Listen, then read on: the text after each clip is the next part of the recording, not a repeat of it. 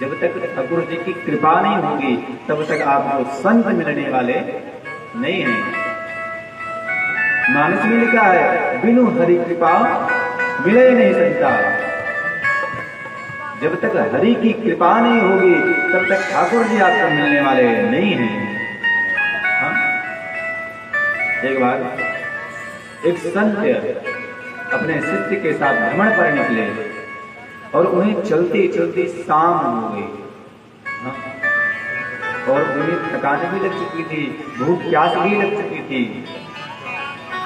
उन्होंने अपने शिष्य से कहा, बेटा आज क्यों ना यहीं कहीं गांव में रुक जाया जाए।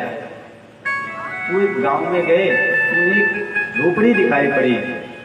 झोपड़ी पर जाकर के उन्होंने दरवाजा खटखटाया तो उसमें से एक व्यक्ति निकला जिसके कपड़े फटे हैं, उसकी स्थिति बहुत बुरी है, लेकिन फिर भी उस व्यक्ति ने बड़े आदर से, बड़े भाव से संत जी को अंदर ले गया, बिठाया, जल ग्रहण कराया। संत जी ने कहा, बेटा आज हम यहीं रुकना चाहते हैं, अगर उत्तम भोजन की व्यवस्था हो जाए तो अति उत्तम है। इस व्यक्ति ने कहा, आप हमारे घर आए, ये हमारा सौभाग्य है, क्योंकि संतों का चरण घर में जल्दी पड़ने वाला नहीं है। जब ठाकुर जी कृपा करेंगे तभी आप यहाँ बन आएंगे, और जिस दिन सच्चे संत आ जाएं उस दिन आपका कल्याण हो गया।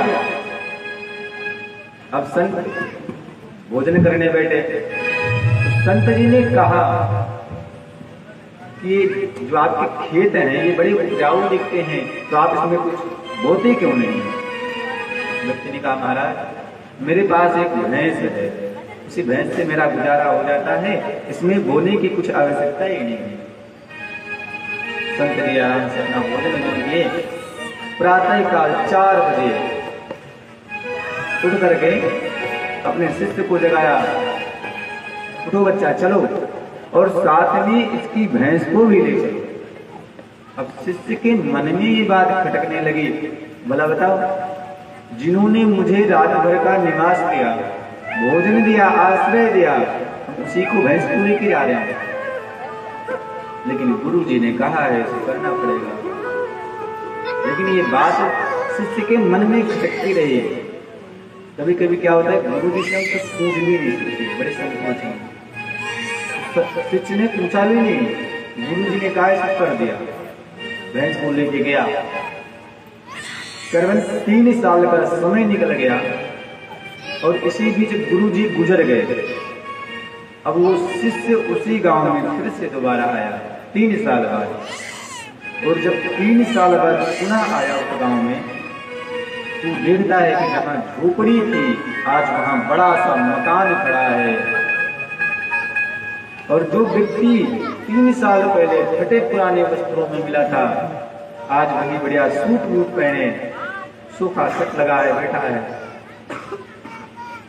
शिष्य उसके पास गए, बोले भैया आज से 3 वर्ष पूर्व पहले हम यहाँ आए थे अपने गुरु जी के साथ, तब यहाँ पर एक झोपड़ी थी, फिर आज ये मकान कहते थे।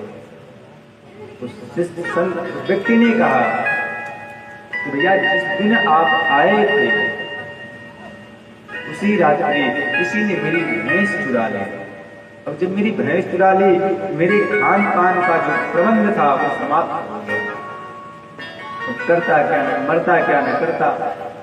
मैं जंगल में जाकर के लकड़ियां काटता, उनको बाजार में बेचता, उनसे जो पैसे एकत्रित होते थोड़े थोड़े करके मैंने बीज मंगाए और इन खेतों में बीज बोया, जिससे बहुत अनाज हुआ। मैंने उस अनाज को बेच करके इसमें फलों का बगीचा लगा दिया और आज इस मंडी का सबसे बड़ा व्यापारी हूं। शिष्य के आंखों में आंसू आ गए। गुरुजी ने उस दिन ये कृपा करी थी, आज समझ में आई। तो संत कब कैसे कृपा कर देंगे ये पता नहीं है। इसलिए अगर आपके यहाँ कोई संत आवे, उनको बड़े भाव से, बड़े प्रेम से यथाशक्ति जो उनका सत्कार हो सके वो करो। हम इसलिए हम सदैव कहते हैं कि संत के संग लागा।